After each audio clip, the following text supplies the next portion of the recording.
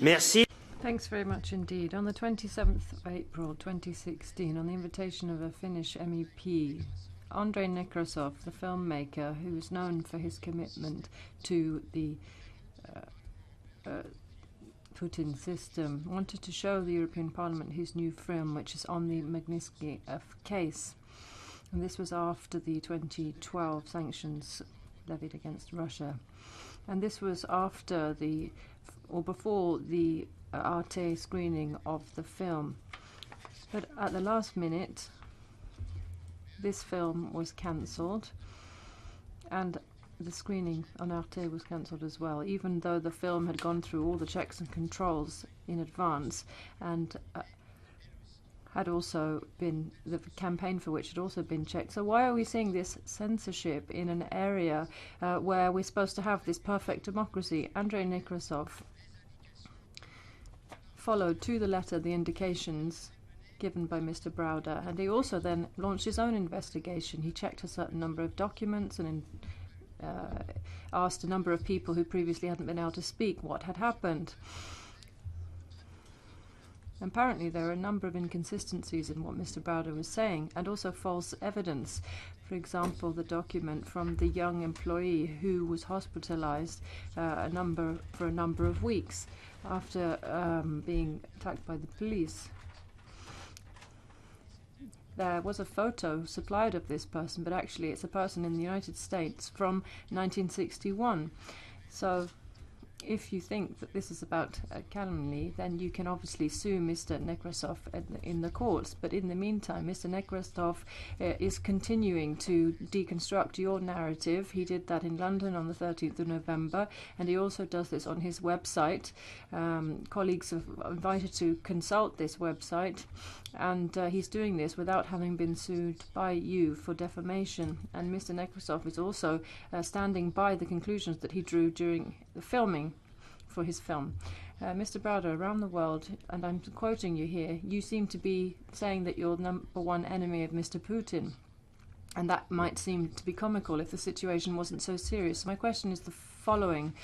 Is it not necessary now to organize a proper contradictory debate between you, Mr. Browder, and Mr. Nekrasov? You've already been to the United States Congress, so Mr. Browder, would you accept such a debate? Thank you.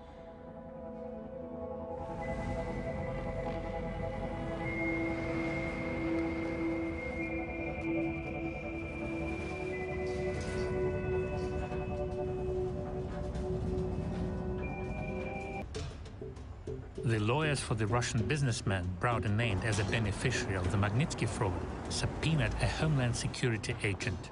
He was in charge of the money tracing in the Magnitsky case.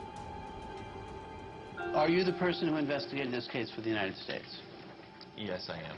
And what did the investigators for the United States do in connection with investigating this case?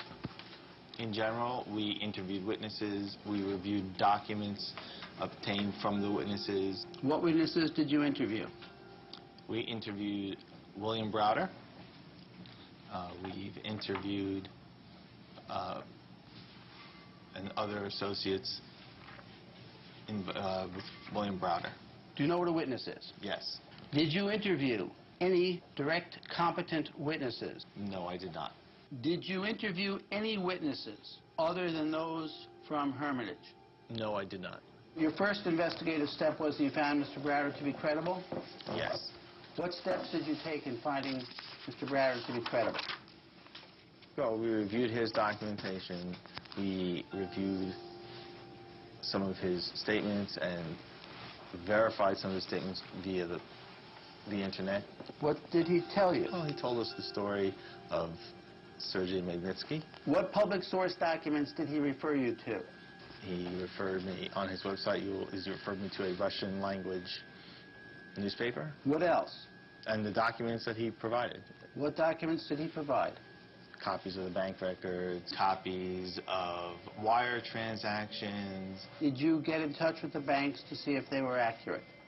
No, I did not. And you obtained flow charts, is that correct? That's correct. And those were also from Hermitage that you obtained them? Correct. So every transfer is based on copies that are not authenticated, of records that are incomplete, based on an accounting assumption. Is that right? That would be correct.